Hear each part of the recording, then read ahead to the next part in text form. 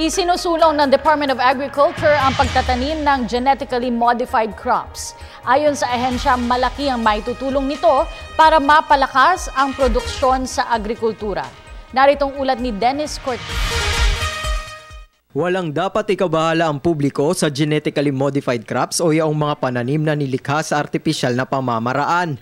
Ito ang nilinaw ng Department of Agriculture sa kabila ng pangamba ng ilang grupo na nakasasamaan niya ito sa kalusugan.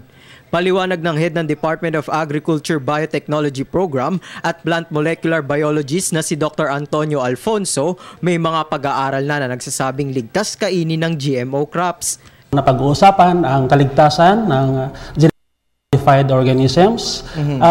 Siguro pwede nating sabihin na ang mga GMO, ang klase ng produkto na talagang masinsinan yung ginagawang pag-aaral dahil pangunahing tinitingnan yung kaligtasan nito. Yung pagiging ligtas ng mga GMO products para sa tao, para sa hayop at sa kalikasan.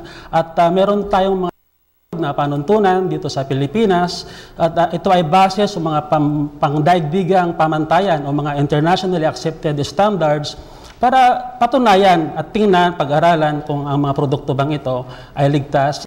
Sa kasalukuyan, meron ng GMO crops ang itinatanim at pinag-aaralan sa bansa. Kabilang dito ang golden rice, BT corn at BT eggplant. Ayon sa pagsasaliksik, lubos na mas malakas ang resistensya ng mga GMO crops laban sa sakit at peste sa pananim. Sa tulong ng biotechnology, inilalagay ang gene ng Bacillus thuringiensis o BT, isang uri ng good bacteria sa pananim na pumupuksa sa mga insekto.